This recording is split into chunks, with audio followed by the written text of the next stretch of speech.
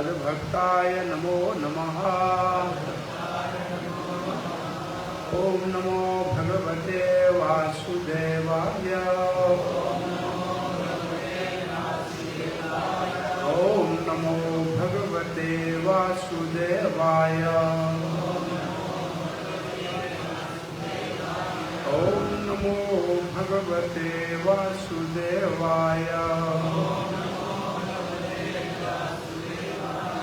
कृष्णाय वासुदेवाय देवकी नंदनाय च नंदगोपकुमाराय गोविंदाय नमो नमः। नमो महावदन्याय कृष्ण प्रेम प्रदायते। कृष्णाय कृष्ण चैतन्य नामनि गौरात्रिषे नमः। जय श्री कृष्ण चैतन्य प्रभु नित्यानंद हे अद्वैत गदाधर शिवासादि गौर भक्तवृंदा। हरे कृष्णा कृष्णा कृष्णा हरे हरे हरे राम राम राम हरे हरे। इस्कॉन रोहिणी में प्रातः श्रीमद् भागवत के सत्संग में आप सबका हार्दिक स्वागत है। श्रीमद् भागवत में ही लिखा है कि दो प्रकार के भागवत होते हैं, एक भागवत पुरुष, एक भागवत ग्रंथ। भागवत पुरुष वो होता है जो भागवत ग्रंथ को कहा जाए कि आत्मसात करके संसार को भागवत के धर्म की शिक्षा देता है, वो है भागवत पुरुष। और भागवत ग्रंथ जो है वो है भगवान का साक्षात श्री कृष्ण का स्वरूप। जब भागवत ही भगवान का स्वरूप है तो जो भक्त भागवत को विश्व को दे रहा है वो भी भगवान से अभिन्न है सेवा में। तो आज इस भागवत के सत्संग के समय हमने महाभागवत श्रील प्रभुपाद के विश्व को जो उपहार दिया है अथवा जो विश्व के लोगों के जीवन में जो सुख शांति और समृद्धि का एक सूत्र रूप साधन दिया है उसकी महिमा का श्रवण वर्णन करेंगे। वैसे श्रीमद् भागवत में 10 विषय है। उन 10 विषयों में एक विषय का नाम है ईशानु कथा। ईश का मतलब होता है भगवान और अनु का मतलब है उसका अनुगामी या भक्त। तो भगवान और भगवान के भक्तों की कथा। और भगवान कहते हैं कि जो कहता है कि मैं, कृष्ण कहते हैं कि जो कहता है मैं कृष्ण का भक्त हूँ उसको तो मैं जानता नहीं हूँ, और जो कहता है मैं कृष्ण के भक्तों का भक्त हूँ उसको मैं पहचानता हूँ। तो प्रायः हमको रूप अनुगा कहा जाता है। जो गौड़ीय वैष्णव हैं उनको रूप गोस्वामी के अनुगामी कहा जाता है। तो हम रूप अनुगा है गौड़ीय वैष्णव। विशेष रूप से इस्कॉन की स्थापना के बाद प्रायः पूरे विश्व के अंदर हम प्रभुपाद अनुगा के नाम से भी प्रसिद्ध हैं। हम प्रभुपाद अनुगा हैं, प्रभुपाद के अनुगामी हैं।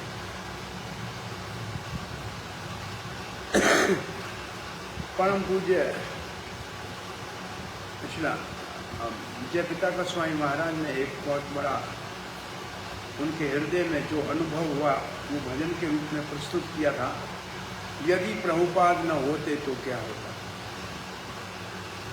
इसके अंदर सारी प्रभुपाद जी की उपलब्धियां और विश्व को जो उपहार दिया है उसका वर्णन महाराज ने अपने अनुभूति के आधार के ऊपर भजन के रूप में हमको दिया है। आज विशेष रूप से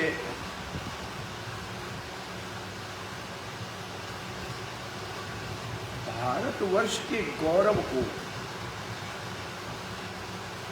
श्री प्रभुपाद ने जो विश्व के अंदर स्थापित किया है और एक नया इतिहास लिखा है, जो आने वाले 500 साल के बाद जब इतिहासकार ये कहेंगे कि अफ्रीका में भी राधा कृष्ण के मंदिर थे, गौर निकाय रशिया में सैकड़ों मंदिर थे,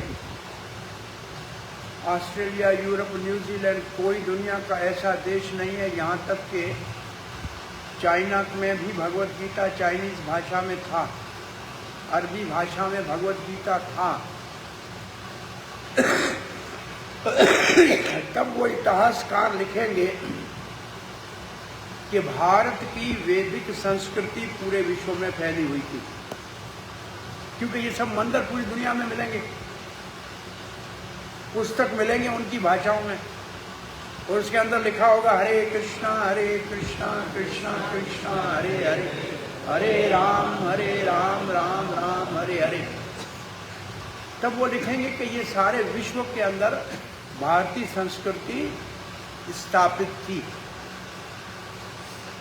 और फिर जब पुस्तक के अंदर नीचे पढ़ेंगे नाम लिखा हुआ इस डिवाइन ग्रेस फाउंडर आचार्य विस्कान इस डिवाइन ग्रेस ऐसी भक्ति वेदांत स्वामी श्रील प्रभुपाद, तब लिखेंगे कि ये पूरे विश्व में भारतीय संस्कृति को पुनः स्थापित करने का ये काम इस एक व्यक्ति ने किया। तो प्रभुपाद ने विश्व का नया इतिहास लिखा है, जो अब हमको पता नहीं लग रहा है। एक बार श्रील प्रभुपाद जी के पास पत्रकार आए,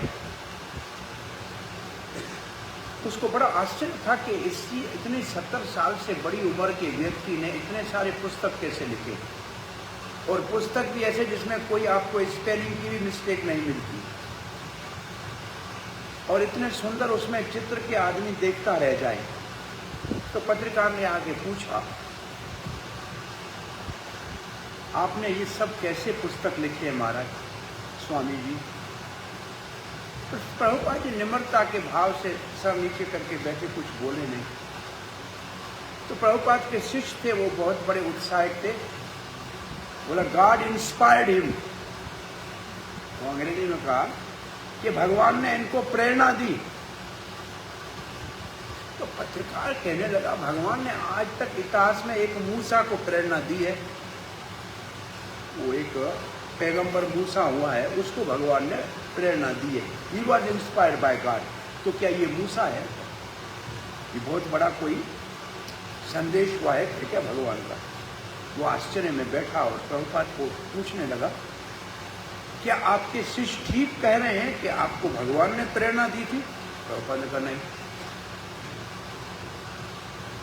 तो सभी देखने रहे, क्या नहीं? तो फिर प्रभुपाद ने कहा भगवान ने मुझे प्रेरणा नहीं दी, भगवान ने मुझसे लिखवाया है और मैंने लिखा है। भगवान ने मुझसे लिखवाया है और मैंने लिखा है। ये मैंने नहीं लिखा है, भगवान ने लिखवाया है। ये प्रभुपाद ने जब सोचा होगा उत्तर देने से पहले, तो उनके हृदय के ऊपर कृष्णदास कविराज गोस्वामी का भाव आया होगा कि मदन मोहन ने लिखाया है और मैंने लिखा है। फिर उनके हृदय के ऊपर बल्ले विद्याभूषण की छवि आई होगी, जिसने कहा गोविंद देव ने लिखाया है और मैंने लिखा है। तो प्रभुपाद ने परंपरा के अंतर्गत कहा कि मैंने नहीं लिखाया, मुझसे लिखाया गया। पत्रकार ने अपना बोरी बिस्तर बंद किया कि जब वो प्रेरणा वाले से भी ऊपर भगवान ने साक्षात दिखाया, तो इससे और क्या पूछे, कोई प्रश्न है ही नहीं। तो यहाँ एक बात हमको समझनी चाहिए। आप देखिए, आप दुनिया के अंदर लोग भगवान को नहीं जानते हैं, लेकिन क्राइस्ट को जानते हैं, हजरत ईसा को जानते हैं, क्राइस्ट को जानते हैं, भगवान को नहीं जानते लोग। सब क्रिश्चियन कौन है? क्राइस्ट के अनुयायी है। जो मुसलमान लोग हैं वो हजरत मोहम्मद साहब को जानते हैं कि वो उनका पैगंबर है, लेकिन भगवान को नहीं जानते। इसका आप अनुमान ये लगाइए कि प्रभुपाद जी उस स्तर से ऊपर हैं जिसने हमारे को भगवान की पहचान कराई है। उन्होंने आज तक भगवान की पहचान नहीं कराई। भगवान है, कैसा है? वो हेवन में है। कैसा है? प्रकाश है, नूर है। वो नूर कहते हैं प्रकाश को। लेकिन भगवान की पहचान किसी ने नहीं कराई। इसका अर्थ है कि जब इस धरती के ऊपर लोग प्रभुपाद जी के कंट्रीब्यूशन को इस लेवल से ऊपर समझेंगे, जैसे एक क्रिश्चियन क्राइस्ट को मानते हैं या मुस्लिम मोहम्मद को मानते हैं, ऐसे प्रभुपाद को जब विश्व के अंदर भगवान के प्रतिनिधि के रूप में एक्सेप्ट किया जाएगा, तब समझो कि लोगों को भगवान का पता लगेगा। पहले भगवान कौन है किसी ने नहीं बताया। प्रभुपाद जी कितने कहा जाए कि अकोमोडेटिंग थे, सभी को साथ रखने में कुशलता उनको थी। एक बार अमेरिका में टेलीविजन के ऊपर लाइव इंटरव्यू था। एक तरफ बहुत बड़ा ईसाइयों का पादरी बैठा था, प्रीस्ट, एक तरफ प्रभुपाद जी बैठे थे। उन्होंने जाके पादरी से पूछा कि लोग अगर भगवत गीता पढ़ेंगे तो क्या भगवान को पा सकते हैं या भगवत धाम जा सकते हैं? बोला नहीं। प्रभुपाद से जाके पूछा क्या लोग बाइबल पढ़ने से भगवान को पा सकते हैं? बोला हाँ। तो सारे लोग आश्चर्यचकित हो गया। एक बोलता है गीता पढ़ने से भगवान को नहीं पा सकते हैं, और दूसरा बोलता है कि बाइबल पढ़ने से ही पा सकते हैं, क्योंकि बाइबल जिसने दिया है वो भगवान का बेटा है।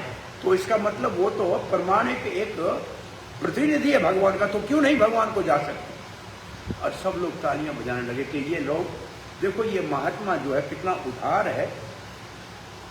प्रभुपाद जी ईरान में थे। एक बार ईरान गए थे प्रभुपाद जी। प्रभुपाद जी का एक शिष्य था अत्रि ऋषिदास, वो ईरानी था। तो मस्जिद से अजान आ रही थी, अल्लाह अकबर। प्रभुपाद ने कहा इसका मतलब क्या? बोला गॉड इज ग्रेट। इसका मतलब है गॉड इज ग्रेट। प्रभुपाद का वेरी गुड। कितना गॉड ग्रेट है ये इनको पता नहीं है। गॉड ग्रेट है इतना तो पता है, गॉड कितना ग्रेट है ये इनको मालूम नहीं। ये प्रभुपाद की एप्रिसिएशन को देखो, हमारे अंदर हृदय में जो है ना, वो दूसरे धर्म वालों के प्रति इतनी सद्भावना नहीं है हमारे हृदय में। हमारे जूहू का मंदिर जब बन रहा था, जो उसका मार्बल काट रहा था, उसमें एक मुसलमान कारीगर था, वो हर जब छेड़नी मार रहा था अल्लाह अल्लाह कर रहा था। प्रभुपाद ने कहा ये सही है, भगवान का नाम लेके काम कर रहा है, ये बहुत उचित है। और प्रभुपाद ने अपनी लेखनी में बहुत से भगवत गीता और भागवत में सब धर्मों को साथ लेकर और आध्यात्मिकता को स्थापित करने का एक बहुत बड़ा आंदोलन चलाया। श्री प्रभुपाद जी कहते हैं अगर मैंने कहा होता दुनिया वालों को कि हमारा धर्म तुम्हारे धर्म से अच्छा है, तो ये लोग कब से मेरे को धक्का दे के निकाल देते। मैंने कभी नहीं कहा तुम्हारा धर्म और मेरा धर्म। मैंने कहा मैं आपको साइंस ऑफ सोल और science of love of God सिखाने आया हूं। प्रभुपाद ने कहा मैं आपको आत्मा का विज्ञान और भगवत प्रेम के विज्ञान को सिखाने आया हूं। और फिर प्रभुपाद जी ने कहा क्योंकि अगर किसी को विज्ञान पढ़ना है, स्टूडेंट कोई कहे कि मैं फिजिक्स या केमिस्ट्री पढ़ूंगा या बायोलॉजी पढ़ूंगा, तो कॉलेज में जाएगा तो ये नहीं कहा जाएगा कि तुम मुसलमान हो तो एडमिशन मिलेगी, या ईसाई हो तो एडमिशन मिलेगी, या हिंदू, कोई भी पढ़ सकता है। ऐसे अगर आपको विज्ञान सीखना है आत्मा का और भगवत प्रेम का विज्ञान सीखना है तो मेरे पास आओ, मैं उसका प्रोफेसर हूं। तो मैं धर्म की बात नहीं कर रहा हूं। ये बहुत बड़ा आश्चर्य है। प्रभुपाद ने एक हमको ऐसी प्रेरणा दी है। आज से कोई 15 साल हो गए होंगे, उससे अधिक होंगे। एक बार जन्माष्टमी का प्रसाद लेकर हम उस वक्त जो हमारे प्रधानमंत्री थे अटल बिहारी वाजपेयी जी, उनको दिया और फिर हमारे जो उस वक्त के प्रेसिडेंट थे अब्दुल कलाम साहब, उसके पास गए। तो हम अंदर गए तो कलाम साहब ने पूछा आप कौन से ऑर्गेनाइजेशन से हैं? तो अनायास हमारे मुंह से निकला कि हम एक स्पिरिचुअल ऑर्गेनाइजेशन है, हम एक आध्यात्मिक जो है वो संस्था है। बोला आइए आइए, आपका स्वागत है। मैं आध्यात्मिक लोगों को सम्मान देता हूँ, मुझे अच्छे लगते हैं, और जो धार्मिक कट्टर लोग हैं वो दुनिया में झगड़े का कारण। उन्होंने हमको कहा कि धर्म के नाम में देखो सब जगह झगड़े हो रहे, आध्यात्मिकता होती तो झगड़े नहीं होते। धर्म होता है शरीर के स्तर के ऊपर। आपका जन्म अगर हिंदू के घर में है तो आप हिंदू है, आपका जन्म अगर ईसाई के घर में हुआ तो ईसाई है, आपका जन्म सिख के घर में है तो आप सिख हैं।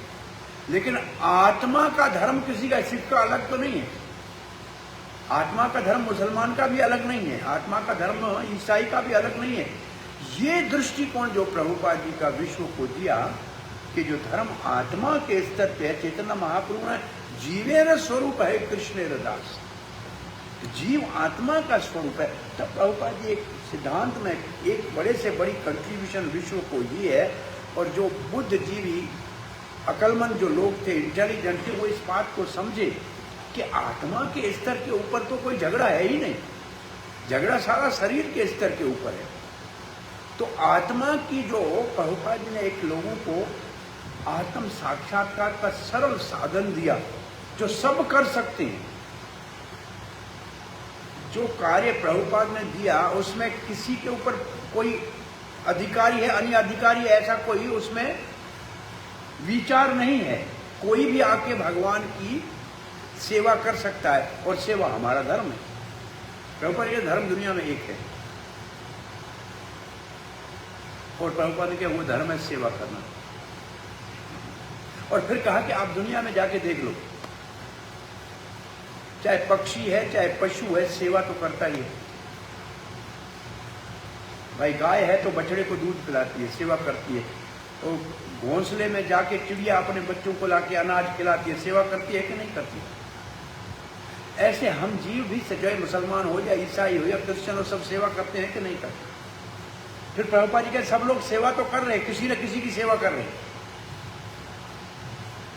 अरे किसी के पास सेवा करने के लिए कुछ नहीं बचता है, प्रभुपाद जी कहते हैं फिर कुत्ता बिल्ला पालता है उसकी सेवा करता है, लेकिन सेवा के बगैर रह नहीं सकता। प्रभुपाद जी कभी कहते थे आप दोनों हाथ जेब में रख के 4 घंटे बैठ के दिखाओ, नहीं बैठ सकते, क्योंकि आप सक्रिय हो, सेवा तो करनी पड़ेगी, अपने शरीर की तो सेवा करनी पड़ेगी ना। फिर प्रभुपाद ने कहा सेवा सभी करते हैं, चाहे देश की करो, चाहे मानवता की करो, चाहे पेरेंट्स की करो, माता पिता की करो, देश की करो, परंतु कोई संतुष्ट नहीं है। क्यों? इतनी सारी सेवा करने के बाद भी कोई संतुष्ट क्यों नहीं है? तो प्रभुपाद ने कहा क्योंकि जिनकी आप सेवा कर रहे हो वो सदा रहने वाले हैं नहीं, और सेवा आत्मा का धर्म है जो सदा रहने वाला है। इसलिए प्रभुपाद ने वहां लिखा है भगवद गीता के इंट्रोडक्शन में ही, क्योंकि जीवात्मा सनातन है, जीव भूत सनातन, और उसका धर्म जो सेवा है वो भी सनातन है। तो अब किसी सनातन की सेवा करेगा तभी सुखी होगा। अब वो सेवा कर रहा है दादा की, दादा मर गया, फिर क्या करेगा? फिर सेवा टूट गई, परेशान हो गया। सेवा कर रहा है देश का और देश में झगड़े हो गए, परेशान हो गया, तो सुखी नहीं हुआ। तो फिर प्रभुपाद जी कहते हैं सेवा तो सभी करते हैं क्योंकि आत्मा का धर्म है। सेवा किसकी करते हैं वो सनातन नहीं है, आत्मा सनातन है, सेवा सनातन है। अगर वो सनातन पुरुष भगवान की सेवा करे तो इसको सनातन धर्म कहते हैं। ये जो परिभाषा सनातन धर्म की आपने कहीं नहीं सुनी होगी। अब ये परिभाषा सनातन धर्म की सबको लगती है कि नहीं? ये सबको लगती है कि नहीं? कोई भी हो, किसी भी मजहब का हो, सेवा करनी है, आत्मा का धर्म है, सेवा सनातन है, और भगवान की सेवा करनी चाहिए सनातन, तो सनातन धर्म इसको कहते हैं। तो क्या ये हिंदू धर्म हुआ क्या? अब नहीं हुआ ना। तो प्रभुपाद जी ने सनातन धर्म की परिभाषा विश्व को बहुत उदारता के साथ, व्यापक दृष्टि के साथ और ऑल इंक्लूसिव सिखाई है कि सभी उसका लाभ ले सकते। इसलिए बहुत पढ़े लिखे लोग उस वक्त में, बहुत बड़े बड़े प्रोफेसर यूनिवर्सिटी के, जिनसे प्रभुपाद मिलने गए, प्रभुपाद बड़े बड़े क्रिश्चियन लीडर से मिले हैं, बड़े बड़े कम्युनिस्ट लीडर से मिले हैं, प्रोफेसर से मिले हैं, और उन सबको साइंस के, विज्ञान की दृष्टि से कन्विंस किया है कि ये जो सनातन धर्म है, ये कृष्ण भाव, जो कृष्ण भावना अमृत सिंह आंदोलन है, अमृत संघ आंदोलन है, ये विश्व के लिए सुख, शांति और समृद्धि का एकमात्र साधन है। कई जगह पे प्रभुपाद ने अपने परपट में ये लिखा है कि ये दुनिया के लिए सबसे बड़ा उपहार है। अब सनातन धर्म के, अब एक कल स्नान यात्रा थी, भगवान जगन्नाथ की रथ यात्रा भी सनातन समय से चल रही है। कम से कम और नहीं तो भगवान श्री कृष्ण के काल में तो रथ यात्रा का भाव तो था ही, कुरुक्षेत्र से ले जाने का। जगन्नाथ की रथ यात्रा भारत की सीमा से पहले स्थापित करने वाले श्रील प्रभुपाद, इससे पहले किसी को ये प्रेरणा न थी और न किसी ने दी थी। जगन्नाथ भगवान का परिचय, भगवान के रूप में, जिसको यहाँ हमारे भारत के लोग भी नहीं मानते और नहीं जानते, ये कैसा भगवान है ऐसे बैठा हुआ। लेकिन उस भगवान को पाश्चात्य देश में, इसका मतलब प्रभुपाद जी के वचनों में कितनी शक्ति थी कि सुनने वाले उसको सत्य मान के और उसको जीवन में उतारते थे। कितनी बड़ी, अब इसको कैसे आप इसको कैसे स्वीकार करेंगे बताइए। 67, अभी 1 साल भी नहीं है इस्कॉन को स्थापना की। अभी कोई मंदिर में कोई विग्रह नहीं है।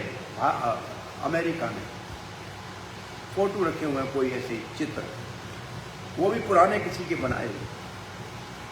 प्रभुपाद जी की टेबल के ऊपर छोटे से जगन्नाथ की एक मूर्ति आती है सैन फ्रांसिस्को में। प्रभुपाद जी कमरे से आके उसको दंडवत प्रणाम करते हैं। सब देख के आश्चर्यचकित हो गए कि स्वामी जी किसको प्रणाम कर रहे हैं।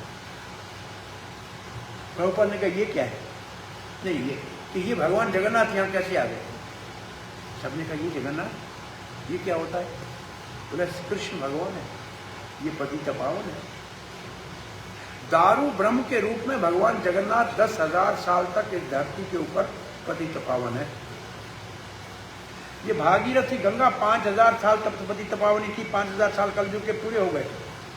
अब हरिद्वार पिकनिक का स्पॉट है, वो राफ्टिंग वाले शैतान वहाँ घूमते हैं।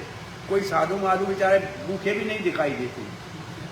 अब देख लीजिए जाके वहाँ अब एक साधारण साधु भाव है वो नहीं है। पहले लोगों ने धर्मशाला बनाई थी और अन्य क्षेत्र चलते थे कि लोग आके रहे, गंगा स्नान करें और प्रसाद खाएं। अब होटलें हैं 2,000, 5,000, 8,000 से नीचे कोई नहीं बात करता है। कोई यात्री जाएगा, साधु संत जाएगा क्या? वहाँ कहाँ से इतने पैसे जाएगा बताओ? ये कोई आपको पुराने ज़माने में याद है कि जब इन यात्राओं पे लोग जाते थे तो रास्ते में हर जगह सबको भोजन मिलता था। चट्टी के हर चट्टी का नाम था, वहाँ भोजन मिलता था सबको। साधुओं को आज भी आटा मिलता है, अपना रोटी पकाते हैं, खाते हैं, पैदल चलते हैं। लेकिन आज जो ये वातावरण है, ये तो टूरिस्ट वातावरण हो गया है कि नहीं हो गया? आप सबको इसका अनुभव है कि नहीं है? तो पति तपाने वाले जो भाव था वो गंगा जी का अब समाप्त हो गया। अब लोगों का वो भाव भी नहीं रहा। बहुत से आश्रम ऐसे हैं, वो उसका कहाँ ड्रेन जाता है पता करना जाके वहाँ। गंगा के ऊपर है, कहाँ जाएगा ड्रेन उसका? और बाकी पहाड़ पर है, कहाँ जाएगा बताओ? नहीं पता लगता है। तो गंगा के प्रति वो लोगों का सद्भावना अब रहा नहीं। अब यहां से लोग निकलते थे यात्रा के लिए, तो बीच में पानी भी नहीं पीना है, गंगा पे जाएंगे, तब जाके एक रात का उपवास करेंगे, फिर आश्रम आस्थान पे रहेंगे। ये तीर्थ का ये मर्यादा हुआ करती थी। अब तो रास्ते में 10 जगह पे चाय और पेटीज और गोलगप्पे खाते खाते गंगा तक पहुंचते हैं। गंगा हंसती है कि काय के लिए आया? क्यों आया? क्यों? क्या चाहिए तुम्हें? बस गंगा में सिर्फ एक स्नान मुफ्त का है, बाकी तो कुछ भी मुफ्त का नहीं है वहां। और वो भी इतना ठंडा है कि वो लोग करते करते बाहर निकल आते हैं जल्दी।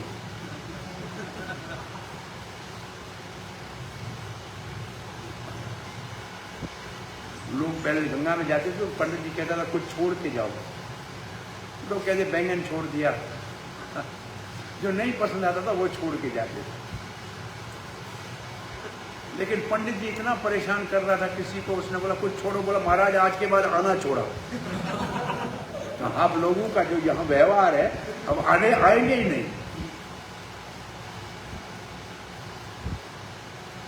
सो पतित पावन भगवान जगन्नाथ। दारू ब्रह्म का मतलब लकड़ी के मूर्ति के रूप में 10,000 था। वो एक आपने भगवान के लिए नाम सुना होगा। भगवान का नाम है भक्त वत्सल भगवान। तो वत्स की माना क्या है और वत्सला किसको कहते हैं? वत्सला कहते हैं गाय को, और वत्स कहते हैं गाय के नवजात बच्चे को। और गाय वत्सला के 2 गुण हैं। बच्चे को जन्म लेते ही उसके ऊपर पीप होगी, रक्त होगा, गोबर होगा, मूत होगा, लेकिन फिर उसको चाट के साफ करेंगे। गाय एकदम पीड़ा से बच्चे को जन्म देके उसको चाटना शुरू करती है। चाट चाट के साफ करके बच्चा उठेगा, और जैसे बच्चा उठ के स्तनपान करेगा तो मां संतुष्ट हो जाएगी। ये एक गाय वत्सला का गुण है। दूसरा गाय वत्सला का गुण ये है कि आप गाय के छोटे बच्चे को कंधे के ऊपर उठा के चलो, गाय पीछे चली आएगी। वैसे आप गाय को लाओ, नहीं आएगी। बच्चे को उठा के जाओ गाय पीछे अपने आप आती रहेगी। हमें याद है गाय के छोटे बच्चे के साथ किसी ने इंदौर में हमको मंदिर के लिए गाय दी थी। अब ले कैसे जाए मंदिर तक गाय को? बच्चे को मारुति के पीछे रख दिया, बिठा दिया, और उसका हुड खोल दिया।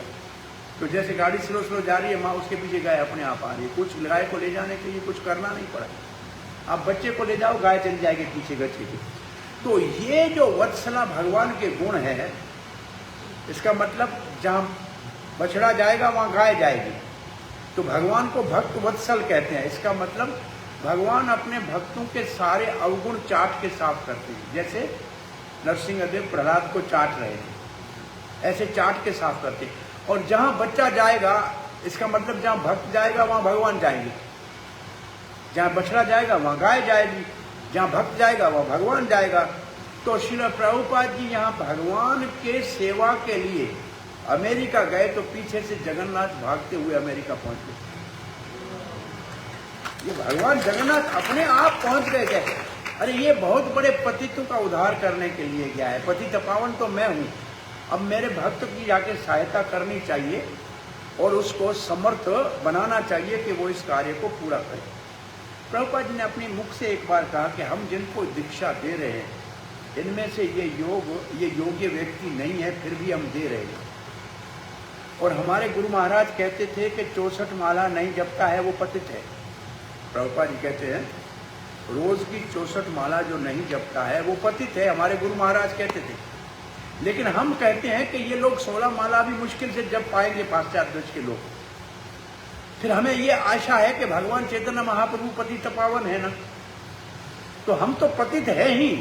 अब यही आशा है कि महाप्रभु पतित पावन हमारी रक्षा करें। अब उसी के सहारे ये काम कर रहे हैं।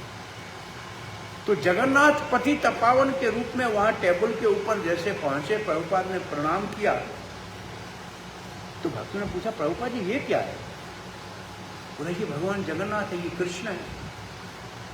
कैसे आए, कौन लाए? तो कहा ये मालती माता जी लाई। बुलाओ मालती को। मालती ऊपर से आई। प्रभुपाद ने कहा ये आप लाइए? जी प्रभुपाद। इसके साथ 2 और होते हैं? बोला हाँ थे तो सही। बोला कहाँ थे? बोला मैं एक इंडियन स्टोर में ऐसे, यहाँ इंडियन सामान था, वहां चली गई। मेरे पास पैसे वैसे नहीं थे, मैं चली गई अंदर। मेरे को ये अच्छा लगा। अब बताइए जगन्नाथ जी किसी को अच्छे कैसे लगेंगे? नए आदमी, जो विदेशी आदमी है, 18 साल की कोई लड़की, अमेरिकन लड़की है, उसको कैसे जगन्नाथ पसंद आएगा ये बताओ आप। इसका मतलब परमात्मा उनके हृदय में बैठा था, उसने उसको कहा कि इसको आप उठाओ, और उसने इधर देखा उधर देखा और बिना कुछ पैसा दिए उसको उठा के अपने पर्स में डाल दिया। खरीदा नहीं, पर्स में डाल दिया और उठा के लाके प्रभुपाद जी की टेबल पे रखा। अब बताओ कि ये कैसे हो सकता है? अपने आप कोई बिना भगवान की प्रेरणा के ऐसे हो सकता है कि नहीं हो सकता? और प्रभुपाद ने कहा इसके साथ 2। बोला हाँ थे। बोला वो भी लाओ। अब तो इसको पूरा गुरु जी की आ गया है, अब तो 2 और उठा के लाती हूँ। वहां जाइए, इधर उधर घूमी, उन 2 को उठा के फिर उसको पर्स में डाले। मालती माता जी अपने जीवन की कथा कह रही है। प्रभुपाद आप देखिए कि कितना कहा जाए कि उन लोगों को आश्वासन दे के भक्ति में लगा रहे थे। प्रभुपाद जी आए हुए थे, उस मंदिर में ऊपर कमरे में बैठे थे, खिड़की से देख रहे थे। भगवान को भोग लगाने के लिए मंदिर में मक्खन नहीं था और सब कुछ मक्खन से बनता था। उस जमाने में घी और मक्खन से बनता था। तो प्रसाद भोग लगाना था भगवान को, प्रभुपाद जी को भी ब्रेकफास्ट देना था, मक्खन खाने, और पैसे भी नहीं थे मंदिर में। मालती माता जी नीचे उतर के गई तो एक सप्लाई वाला ट्रक दुकान के अंदर देने गया था सामान कुछ। तो दुकान के उधर सामान गया तो उधर कोई था नहीं। मालती माता जी ने बटर के 2 डब्बे उठाए और ऊपर आके अच्छी तरह से बहुत अच्छे पराठे क्या बनाए बटर के, भगवान को भोग लगाया। तो प्रभुपाद ने कहा बटर कहाँ से लाई?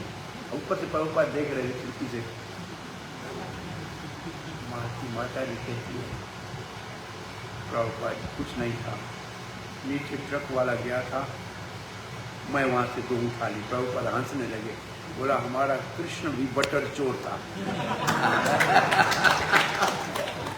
अब उसको ज्यादा एम्ब्रेसमेंट ना हो बेचारी को, तब लगा ये हमारा कृष्ण भी बटर चोर था, क्या कर सकते थे भाई, आपने लाके भगवान को भोग लगा दिया। तो मालती माता जी वो 2 और मूर्ति लेके आ गई। अब प्रभुपाद में बैठ के उन नए 5-6 नए भक्त थे, अभी हिप्पी थे, कोई दीक्षा विक्षा भी नहीं हुई थी। उनको जगन्नाथ की कथा बताना शुरू कर दी। ऐसे लकड़ी का एक बहुत बड़ा लाग समुद्र के अंदर आया, फिर महाराज इंद्रद्युम्न ने उसके 3 मूर्तियां बनाई, ऐसे मूर्तियां आधी रह गई, पूरी कथा बताई प्रभुपाद ने। अब इतनी कथा बताई तब उनके हृदय में प्रेरणा आई, वो भी समुद्र ढूंढने लगे और समुद्र के किनारे में लकड़ी वाला दुकान ढूंढने लगे और लकड़ी वाले दुकान को कहा गया एक बड़ी लकड़ी हमारे को दान में दो, और मुफ्त में लकड़ी लेके आए। और फिर प्रभुपाद ने कहा फिर आप तो ऐसा बड़ा बना सकते हो? तो श्याम सुंदर ने कहा मेरे को कारपेंट्री आएगी, मैं बनाता हूँ। आ रही तो बनाने लगा। वैसे ही आप सोचो जैसे आधे बनाने के बाद महाराज अंदर गए और आधे रह गए, प्रभुपाद जी की उदारता को देखो, कितना उनके दोषों को प्रभुपाद जी नहीं देखते थे, उन्हीं को गुणों को ग्रहण करते थे। प्रभुपाद जी एक दिन चले गए उनके अपार्टमेंट में जहां वहां रहते थे, मालती और श्याम सुंदर। श्याम सुंदर अंदर से, प्रभुपाद जी जाके बैठे, मालती ने पानी वानी पिलाया, जो भी होगा गुरु जी के, बोला कब तैयार होंगे। प्रभुपाद जी जाके देखें, बलराम जी के सर के ऊपर सिगरेट का पैकेट पड़ा है। फार्मिंग जो कर रहा था, कटाई कर रहा था, सिगरेट का पैकेट ऊपर पड़ा। अरे अब ये भक्त नहीं बने थे। प्रभुपाद जी वापस आके बोला, श्याम सुंदर कब तक ये तैयार होगा। प्रभुपाद जी 10-15 दिन में ठीक हो जाएगा। तो प्रभुपाद जी कहते हैं, श्याम सुंदर तुम्हारे और भगवान के बीच में ये सिगरेट क्यों खड़ा है? क्या तुम एक रोज की कम नहीं कर सकते? श्याम सुंदर ये अपनी जबानी श्याम सुंदर बता रहा है कि प्रभुपाद ने मुझे ये भी नहीं कहा कि तुम ऐसे क्यों कर रहे हो, इतना बुरे क्यों हो, नशा क्यों कर रहे हो। वो एक बाप की तरह ऐसे मुझे कहा कि बेटा, भगवान के और तेरे बीच में ये सिगरेट काय के लिए, चाय का कप काय के लिए, क्या तुम एक एक कम नहीं कर सकते हो? उन्होंने मुझे ऐसा स्नेह के साथ कहा, प्रेम के साथ कहा कि मैं उसको कम करके छोड़ दिया, और वो प्रभुपाद का सेक्रेटरी बना। इतना बड़ा पूरी दुनिया के अंदर उसने कार्य किया। तो प्रभुपाद जी का देखो कि कितना उदार विचार था, उन लोगों के दोषों को नहीं देखा। ये भगवान और भगवान के भक्त दोष नहीं देखते, गुण देखते। पूतना कृष्ण को दूध के नाम पे पिलाने आई थी, विष को नहीं देखा कृष्ण ने, दूध पिलाने के भाव को देखा और उसको धात्री गति दे दी। तो प्रभुपाद ने इन हिप्पियों के बुराइयों को नहीं देखा, उनके अंदर एक थोड़ा सा हरे कृष्ण मंत्र जपने की रुचि थी, बस उसे एक चीज को देखा, सेवा का थोड़ा भाव था, उसको देखा। और फिर प्रभुपाद ने एक सिद्धांत बताया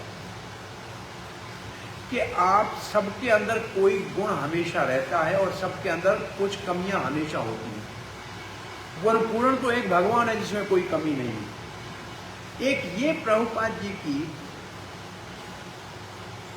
जीवन की शैली की शिक्षा अगर हमारे को समझ में आ जाए तो बहुत बड़े विस्तार में कृष्ण भावना का प्रचार हो सकता है। प्रभुपाद जी देखते हैं कि ये सब हिपी हैं, नशा करते हैं, लड़के लड़कियां साथ रहती हैं, कोई शुद्धता नहीं है, कोई वैष्णव का तो आचरण ही नहीं है, लेकिन एक गुण है। तो प्रभुपाद जी कहते जो एक गुण है उसको इतनी हवा दो, जो चिंगारी है वो इतनी आग बन जाए कि उसके सारे अवगुण उसमें भस्म हो जाए। तो प्रभुपाद जी उनके एक भाव, क्योंकि उनमें से बहुत से म्यूजिशियन थे जिनको गाने बजाने का शौक था, बहुत से पढ़े सब छोड़ के आ गए थे दुनिया से, सुख को ढूंढ रहे थे, शांति को ढूंढ रहे थे। और ये भी तो काम हुआ है, आपको आश्चर्य लगेगा कि प्रभुपाद जी 65 में यहां से गए हैं अमेरिका के लिए। 65 की जनवरी तक, माने ऐसे समझ लो अमेरिका में बैन था चाइना और एशिया से वीजा के ऊपर, कोई नहीं आ सकता, तब बैन था। और कोई 1000-1500 से ज्यादा भारतीय अमेरिका में थे ही नहीं उस वक्त में। अब प्रभुपाद जी के वीजा लगने से पहले वो बैन खत्म होता है, उसी वक्त खत्म होता है। प्रभुपाद जी के वीजा लगने से कुछ महीने पहले खत्म होता है।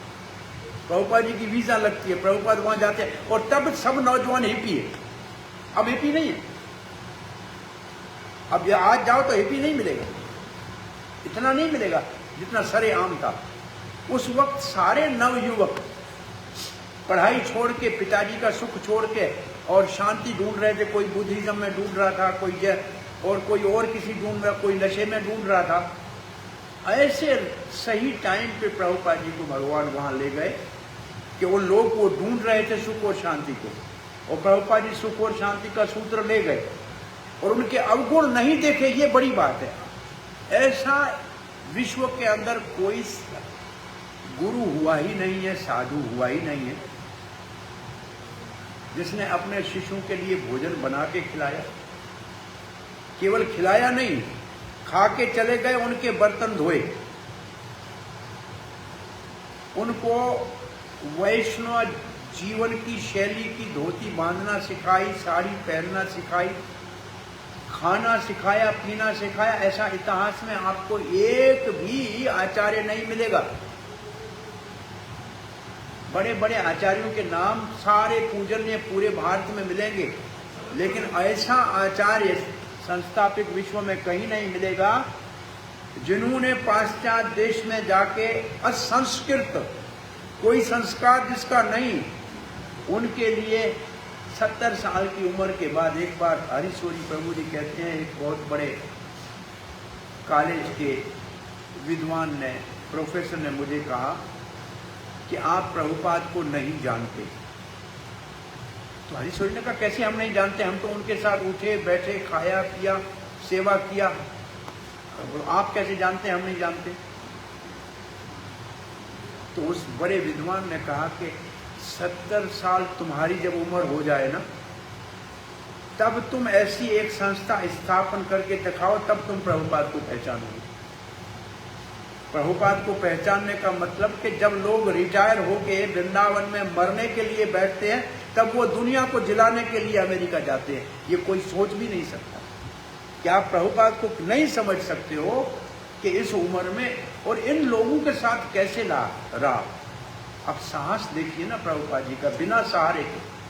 ये बात भक्तिसिद्धांत सरस्वती गोस्वामी महाराज श्री प्रभुपाद मायापुर में निर्जन भजन कर रहे थे। थोड़ी खिचड़ी बनाते थे, एक टाइम वो भी धरती के ऊपर डाल के खाते थे और कुछ नहीं, जप करते थे बस। तो गौर किशोरदास बाबा जी महाराज ने कहा, हमारे प्रभु में रूप रघुनाथ का वैराग आ गया है, हमारे प्रभु में रूप रघुनाथ का वैराग आ गया है। अब कुछ नहीं चाहिए, थोड़ा सा जो मिलता है खिचड़ी खाते हैं, भजन करते हैं बस। फिर एक दिन भक्तिसिद्धांत सरस्वती गोस्वामी महाराज श्री प्रभुपाद जी कह रहे, मेरे दोनों गुरुजन भक्ति विनोद ठाकुर और गौर किशोरदास बाबा जी महाराज, मेरे को आदेश दिया है कि चैतन्य महाप्रभु की शिक्षाओं का प्रचार करो। न मेरे पास धन है, न मेरे पास जन है, न मेरे पास आदमी कोई है और न मेरे पास धन है, तो मैं कैसे प्रचार कर सकता हूँ? तो रात को सोए हुए देखिए भक्तिसिद्धांत सरस्वती महाराज रात को सोए हुए, पंच तत्व प्रकट हुए उनके स्वप्न में, षड गोस्वामी प्रकट हुए और दोनों गुरुदेव प्रकट हुए जो चले गए थे संसार से, और सब ने हाथ उठा के कहा, आप बाहर निकलो, आप प्रचार करो। असंख्य सेवक और असीम संपत्ति आपकी प्रतिष्ठा में आपके लिए उपस्थित है, उपलब्ध है। और भक्तिसिद्धांत महाराज बाहर निकल के प्रचार करना शुरू किया। 64 मठों का स्थापना किया, हजारों शिष्यों का भगवत बड़े बड़े महात्मा बनाए। ऐसे श्रील प्रभुपाद जी भी वृंदावन में रात को 2-2 बजे उठ के झाड़ू निकाल के रूप गोस्वामी की समाधि के सामने रोते थे। एक बाबा जी रहते थे ऊपर दूसरे बिल्डिंग में, वो अभी भी संभव है कि बूढ़े हो गए हैं। कह रहे थे मैं रोज रोने का आवाज़ सुनता था रात को 2 बजे, झाड़ू निकालने का आवाज़ सुनता था। एक दिन मैं उठा, देखा तो ये बाबा जी रो रहे हैं, झाड़ू निकाल रहे हैं। तो मैं पूछा जाके, बाबा जी ये क्या कर रहे हैं? बोला मेरे गुरुजन ने आज्ञा दी है कि मेरे को महाप्रभु का प्रचार पाश्चात्य देशों में करना है। मेरे पास तो कोई न सामग्री है, न मैं समर्थ हूँ, न कोई धन है, न कोई जन है। एक शिष्य भी नहीं हुआ था प्रभुपाद जी का यार संन्यास लेने के बाद। फिर रूप गोस्वामी की समाधि के सामने बैठते थे रोज, वहीं उन्होंने प्रेरणा दी कि आप जाओ, कृष्ण की कृपा से सब कुछ संभव होगा। और ये तो प्रसिद्ध आप सब ने सुना है कि जहाज के अंदर प्रभुपाद जी को 2 बार जब हृदय का अटैक हुआ, उसके बाद प्रभुपाद ने देखा कि कृष्ण ने कहा अब जहाज को चलाने का भार मैं उठा रहा हूँ, अब आप निश्चिंत होकर बैठ जाओ। और कैप्टन पांड्ये कहते हैं कि आज तक इस सागर के अंदर इतना शांति से हमारा जहाज कभी नहीं गया। और पांड्ये की पत्नी कह रही थी, महाराज फिर वापसी में भी आप हमारे साथ आना, कि जहाज कम से कम शांति से तो जाएगा, कि आपकी वजह से इतनी शांति हमको प्राप्त हुई है। अब ऐसे बिना धन के कोई व्यक्ति कभी गया है? मैं वो 40 रुपये प्रभुपाद जी के पास भारत की मुद्रा 40 रुपये थी, जो $10 उस वक्त में अमेरिका के हो। वो प्रभुपाद ने वहाँ जाके मटे डॉलर नहीं बनाए थे, प्रभुपाद ने उस जहाज के ऊपर ही बुक डिस्ट्रीब्यूशन शुरू किया और कैप्टन पांडे को ही पहले अपने भागवत के 2 सेट दिए और वहीं से उनको $21 या $20 मिले, उसी से वो अमेरिका में उतरे। तो प्रभुपाद ने वहीं बुक डिस्ट्रीब्यूशन अपना शुरू किया। तो इस्कॉन शुरू हुई है भागवत के बुक डिस्ट्रीब्यूशन से, और कोई साधन नहीं था। प्रभुपाद जी और वो 40 रुपये का कभी कथा आपने सुनी है? वो 40 रुपये प्रभुपाद जी के ऐसे ही पड़े थे। 67 में प्रभुपाद जी वापस आ रहे थे और उनका शिष्य उनके साथ था। एयरपोर्ट पे उतरे इंदिरा गांधी, बाहर टैक्सी वाले को पैसे देने के लिए शिष्य ने कहा कि मैं डॉलर चेंज कराऊं। प्रभुपाद ने कहा नहीं, अभी मेरे 40 रुपये दे गया था, वो पड़े। तो वो सरदार जी टैक्सी वाले ने सुना कि महाराज के पास 40 रुपये है, बोला छिप्पी वाला जाना है, तो उसने कहा 40 रुपया दूंगा। प्रभुपाद ने कहा 20 रुपये का 30 रुपया 40 क्यों लेगा? उसने बोला महाराज आज तो 40 में जाऊंगा, रात के उतरे देर से। तो उसको कहा महाराज के पास है ही 40 रुपये, 40 तो पूरे ही लेने हैं आज। वो 40 रुपये पूरे लिए सरदार ने, छिप्पी वाला छोड़ा।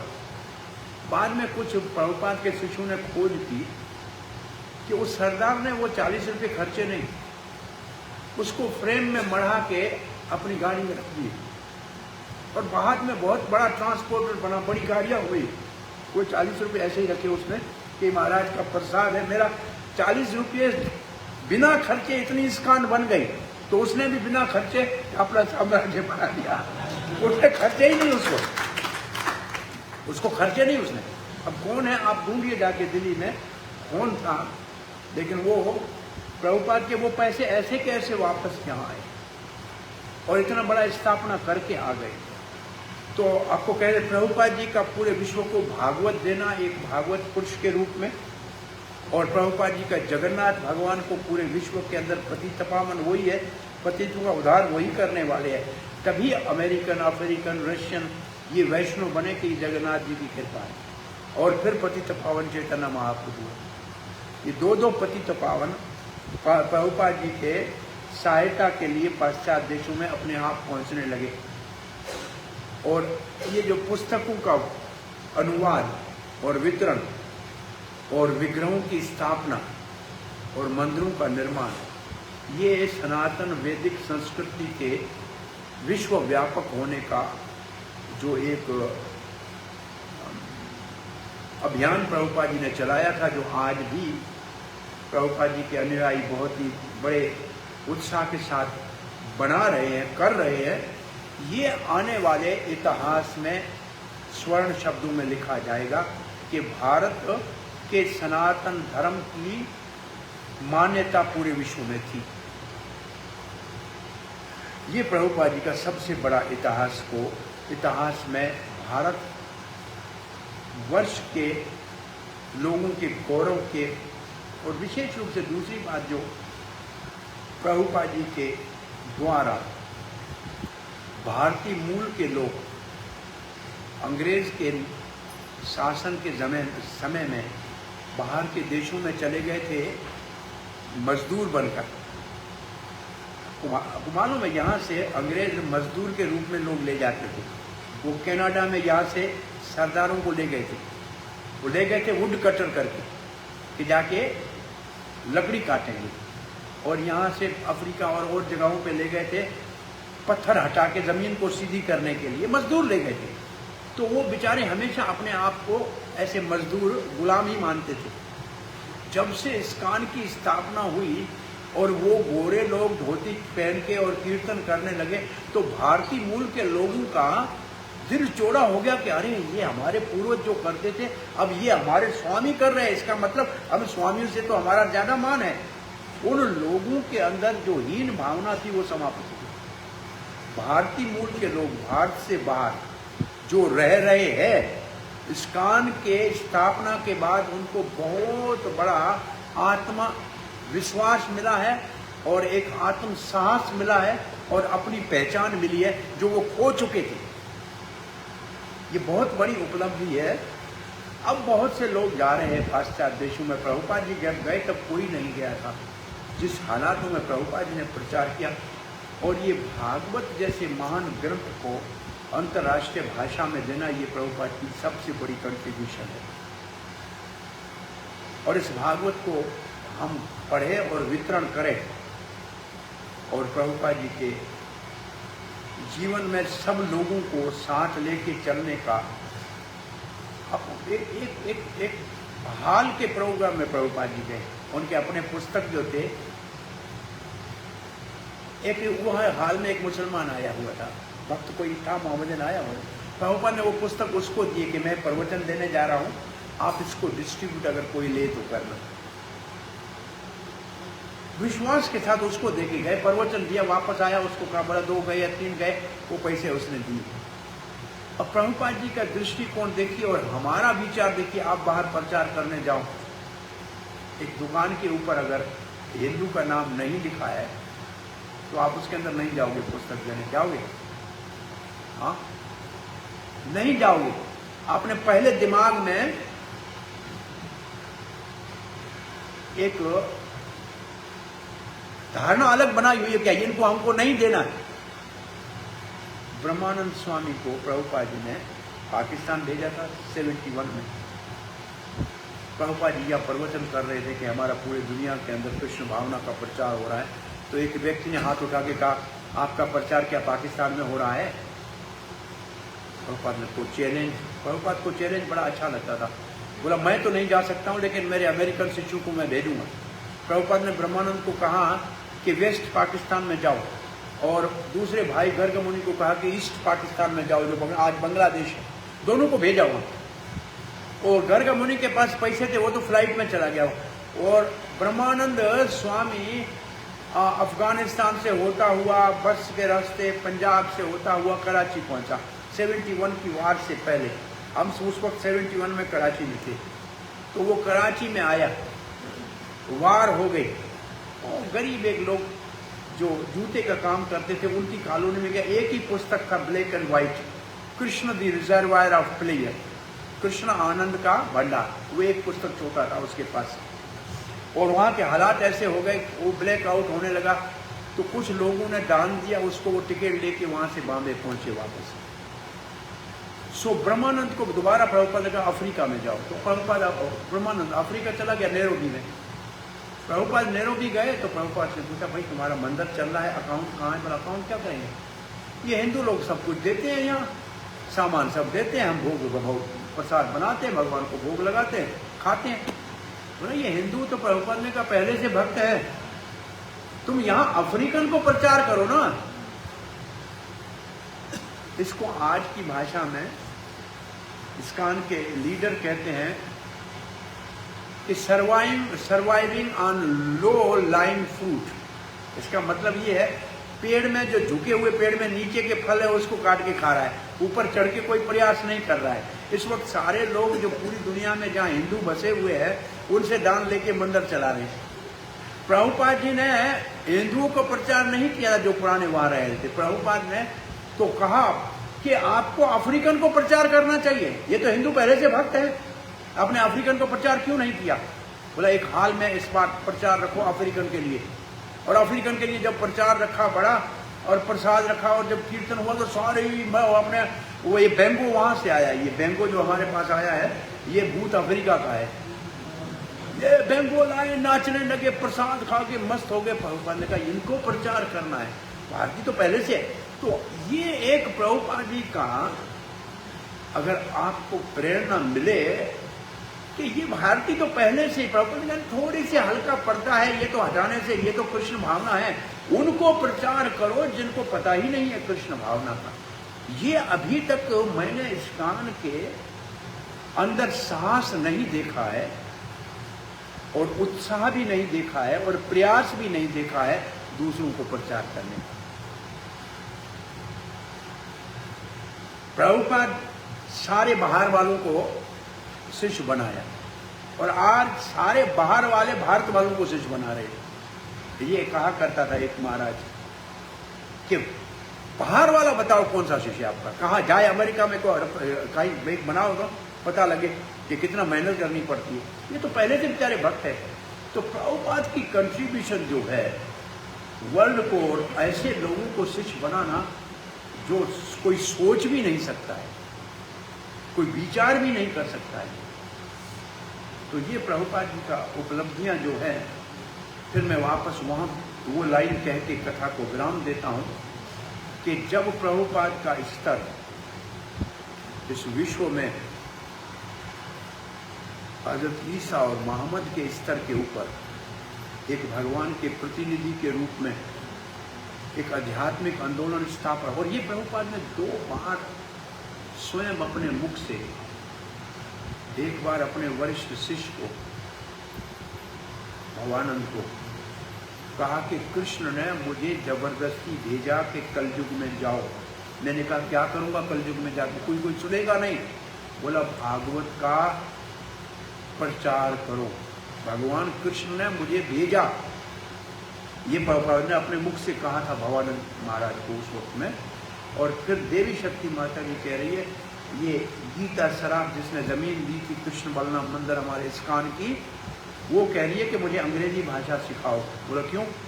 बोला गुरुजी ने जैसे प्रचार किया वैसे मैं प्रचार करूंगी। और कहा प्रभुपाद ने मुझे कि कृष्ण ने मुझे भेजा था, मुझे कहा था कि पाश्चात्य देश में प्रचार करना और हिंदी भाषी क्षेत्र में प्रचार करना। तो अब वृंदावन में मंदिर स्थापित हो गया है, यहाँ प्रचार हो गया और बाहर पाश्चात्य हो गया। अब मैं वापस जाऊँगा।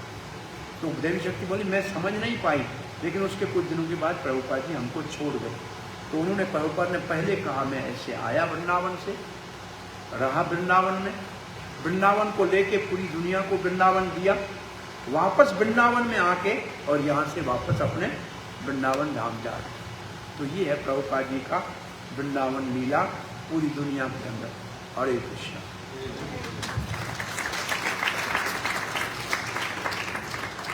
किसी का कोई प्रश्न जिज्ञासा? हाँ प्रभु जी बोलिए।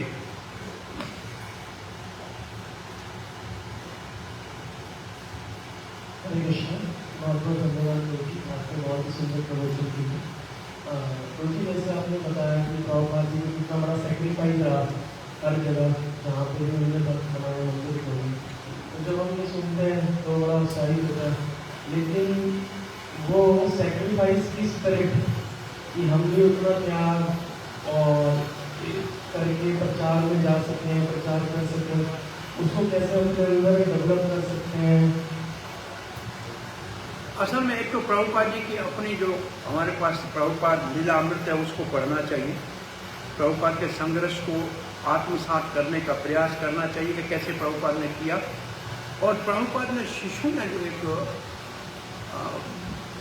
उस पुराने संघर्ष का एक लिखा है पुस्तक, मेरे ख्याल में 2 वॉल्यूम तो उसके आ चुके हैं, राधा दामोदर पार्टी करके। उस वक्त के भक्तों के प्रयास को आप देखेंगे ये स्थापना करने में, तो आपको बहुत बड़ा उत्साह मिलेगा प्रचार करने का। हम भी जब कभी उस जमाने में पढ़ते थे तो प्रयास करते थे कि कैसे ऐसा कार्य करें जिसमें शरीर को भी थोड़ा तपस्या हो और प्रचार करने के लिए उत्साह बढ़े। तो उसके लिए बहुत प्रभुपाद जी के अपने जीवन को पढ़ना चाहिए और प्रभुपाद के शिष्यों ने जो परिश्रम करके अपने जीवन को कैसे शरणागति से सेवा की है उसको पढ़ना चाहिए। तो प्रेरणा बहुत ज़्यादा मिलेगी, बहुत ज़्यादा प्रेरणा मिलेगी और वो पढ़ना चाहिए। उनके जीवन को आप पढ़ेंगे, कभी गाड़ी ऐसी जिसके ऊपर छत नहीं अमेरिका में और पेट्रोल के पैसे नहीं, धक्का दे के पेट्रोल पंप पे खड़ी करते थे। फिर जो आदमी आता था दूसरा उसको पहले इसमें 1 लीटर पेट्रोल डलवा दो, कोई डलवाता था कोई नहीं। अब 5 हो गए तो जाते थे 5 लीटर, जब तक खत्म नहीं हो तब तक पुस्तक वितरण करते थे। फिर धक्का दे के दूसरे पेट्रोल पंप पे पहुंचाते थे, फिर खड़े होते थे भाई 2 लीटर डलवा दे। ऐसा आज में आपने कभी किया है क्या? प्रभुपाद जी अपने बैक टू गॉड को डिस्ट्रीब्यूट करने के लिए वृंदावन में साइकिल के ऊपर जाते थे 65 की एज में। आप नौजवान कभी साइकिल के ऊपर पुस्तक वितरण करने गए हो क्या? तो ये देखो कि प्रभुपाद के प्रयास को, उसके लिए साहस चाहिए। उस वक्त ये सुविधा नहीं थी तो चलो साइकिल पे किया, आप मोटरसाइकिल पे जाओ तो सही कुछ करने के लिए, लेकिन वो उनका डिपेंडेंस था भगवान के ऊपर। ये आपने ये 3 स्वामी, ब्रह्मानंद, गर्गमुनि और सुदामा स्वामी, एक अमेरिकन था, एक यूनिवर्सिटी के बाहर खड़े थे। उस वक्त किसी कारण से न्यू वृंदावन से उनको कहा कि आप जाओ प्रचार करो। उसके पास कोई पैसा नहीं था, ऐसे ही खड़े थे। सुदामा स्वामी को चप्पल नहीं पहने होते, बूट ही नहीं थे। इंद्रद्युम्न तब स्वामी नहीं थे, भक्त भी नहीं थे। एक अपनी जो है उनके साथ जो लड़की थी उसके साथ कोई जिसको कहा जाता है एग्जीबिशन देख के, निमाइश जिसमें कृष्ण की रासलीला का फोटो तो देख के आ रहे थे। इनको देखा ये हरे कृष्णा कह रहे थे, तो उन्होंने सुदामा को कहा कि अरे तुम्हारे चप्पल नहीं है। बोला कृष्ण देगा। और इतना कहा कृष्ण देगा, तब तक एक हिप्पी भागता आया और 2 शूज का जोड़ी लाके बोला ये 8 नंबर का मेरे को नहीं आता है, तुम्हारे को आएगा, दे दूं तेरे को, दे दूं, दे दो। उसने कहा मेरा नंबर ही 8 है। उसने पहला पाँव में आ गया। महाराज ने बोला ये आदमी कैसे है कि चप्पल है नहीं, बोला कृष्ण देगा, और कृष्ण ने भेज भी दिया और उसको मिल भी गया।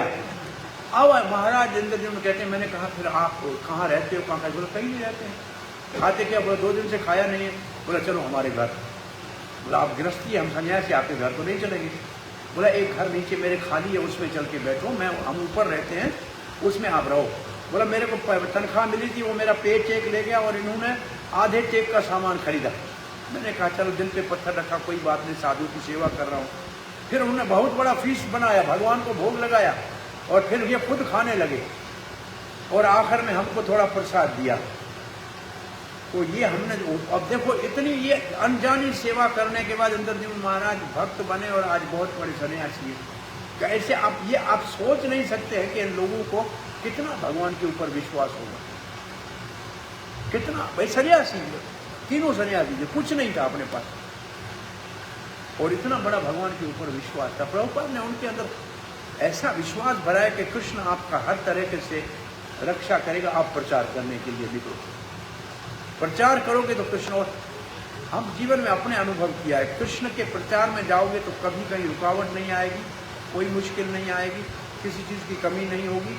प्रभुपाद हमारे सामने उदाहरण है, और प्रभुपाद जी ऐसे लाखों से उदाहरण होंगे जिन्होंने जीवन में ऐसा संकल्प करके काम किया और सफलता प्राप्त की। हरे कृष्ण। और कोई प्रश्न जिज्ञासा?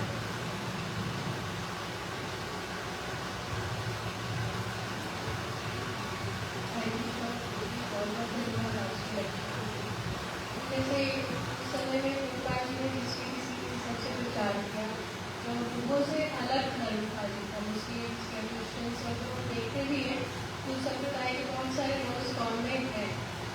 जब आज हम अगर प्रचार करने के लिए निकले जो हिंदू धर्म नहीं है उनको, तो हमें किन बातों का ध्यान रखते हुए प्रचार को करना चाहिए? और प्रभुपाद देश काल पात्र, समय को देखना चाहिए, कैसी व्यवस्था है उसको देखना चाहिए। जैसे आज कोरोना में 2 साल हमने इंटरनेट के ऊपर प्रचार किया, तो जैसी भी परिस्थिति हो उसको येन केन प्रकारेण, कैसा भी लोगों को कृष्ण भावना पहुंचानी है। प्रभुपाद जी ने ये देखा कि कोई भी परिस्थिति हो, कैसे भी हो, लोगों को हरे कृष्ण कैसे पहुंचाना है। 2 काम करना है, प्रसाद और कीर्तन। प्रसाद और कीर्तन 2 बड़े से बड़े साधन हैं जिनसे प्रभुपाद ने पूरे विश्व के अंदर इस हरिनाम संकीर्तन को स्थापित किया। प्रभुपाद ने ये कहा पिट्सबर्ग एयरपोर्ट से न्यू वृंदावन जाते हुए कि मैंने 2 चीज़ों के द्वारा विश्व के अंदर कृष्ण भावना की स्थापना की है, एक हरे कृष्ण महामंत्र का कीर्तन और एक कृष्ण प्रसाद। फिर प्रभुपाद जी ब्रह्मानंद की ओर देख के कहने लगे, एक समय था ब्रह्मानंद, हमारे पास प्रसाद की व्यवस्था नहीं थी, सिर्फ हम कीर्तन करते थे पार्क में बैठकर। और प्रभुपाद ने कहा एक सेब हमको मुश्किल से कभी आ जाता था तो मैं क्लास के बाद आदमी गिनता था कितने हैं, और जितने आदमी थे उतने सेब के टुकड़े करता था और एक एक सेब का टुकड़ा सबको प्रसाद देता था। और इसके ऊपर फिर भक्तों ने बहुत बड़ा चिंतन किया। प्रभुपाद के पास और भी तो केला भी कभी आया होगा, कभी अमरूद भी आया होगा, तो सेब का ही नाम क्यों लिखा कि सेब को बांटते थे? बोला सेब ने दुनिया में हमेशा चमत्कार किया था। एक सेब स्वर्ग में गिरा, आदम ने खाया और दुनिया बनी। एक सेब पेड़ से गिरा, न्यूटन ने देखा और न्यूटन का लाभ बना ग्रेविटी का। एक एप्पल के रिकॉर्ड दुनिया में प्रसिद्ध हुए तो दुनिया सारी एप्पल में हरे कृष्णा सुनने लगी। और एक एप्पल का कंप्यूटर और फोन आया तो दुनिया सारी की आईटी इंडस्ट्री में बहुत बड़ा परिवर्तन हुआ। और एक असली एप्पल प्रभुपाद ने काट के बांटा और इस्कान बन गई। ये एप्पल का बहुत बड़ा भाई और भी फल आए हैं, एप्पल ही क्यों लिखा? इसका मतलब एप्पल चमत्कार करता है। ये प्रभुपाद ने असली एप्पल का चमत्कार दिखाया। बाकी तो सबने एप्पल कोई फोन बनाया, कोई एप्पल रिकॉर्ड बनाया, एप्पल म्यूजिक बनाया। ये असली एप्पल का चमत्कार है। तो प्रभुपाद के चमत्कार अद्भुत हैं। प्रभुपाद संडे के दिन वीज़ा लेके ऑस्ट्रेलिया गए हैं सिंगापुर से। संडे के दिन वीज़ा किसी को मिलती है क्या? वीज़ा ऑफिसर को अंदर से उठा के ला के ठप्पा लगाया और उनके साथ हाथ में गोपीनाथ था और राधा रानी की। प्रभुपाद के हाथ में गोपीनाथ था, वेगवान प्रभुपाद। और वेगवान के पास ऑस्ट्रेलिया की वीज़ा नहीं थी। वो ऑस्ट्रेलिया उतरा बिना वीज़ा के और बिना वीज़ा के उसको ऑस्ट्रेलिया जाने दिया। कभी हुआ है क्या? ये सब चमत्कार प्रभुपाद के साथ हुए। बिना वीज़ा के ऑस्ट्रेलिया गया वेगवान, लिखा हुआ देखो जाके। उसने कहा मेरी पत्नी यहाँ रहती है, मैं आ सकता हूँ। पर ठीक है जाओ। ये कभी हो ही नहीं सकता है जो हुआ है। ये सोचना ही असंभव लगता है, लेकिन प्रभुपाद के साथ ऐसे सब बातें हुई है जिसको आप सुनेंगे तो आश्चर्य लगेगा। आज भी प्रभुपाद के शिष्यों को भी बहुत बड़ा अनुभव इस बात का हो रहा है कि ये हमारे विग्रह कैसे हमारी रक्षा करते हैं। एक बहुत अद्भुत ये संस्था है। आप लोग भाग्यशाली है कि प्रभुपाद के अनुयायी बने हैं, प्रभुपादनों का। और प्रचार जितना अधिक करोगे इतना बड़ा भव्य मंदिर यहाँ आपका आ रहा है। तो कम से कम 100 से अधिक भक्त इस मंदिर में रहने चाहिए। इतनी साइज का मंदिर है। 100 साधु यहाँ रहने चाहिए और 100 साधु रोज का प्रचार करेंगे तो हजारों लोगों तक पहुँचेंगे। प्रचार करो, प्रचार करो, प्रचार करो। प्रभुपाद कर रहे हैं, preach preach preach, distribute book, distribute book, distribute book. बस कीर्तन करो, पुस्तक वितरण करो, प्रसाद वितरण करो, बाकी सब काम भगवान करेगा। हरे कृष्ण। श्री प्रभुपाद की जय। गौर प्रेमानंदे।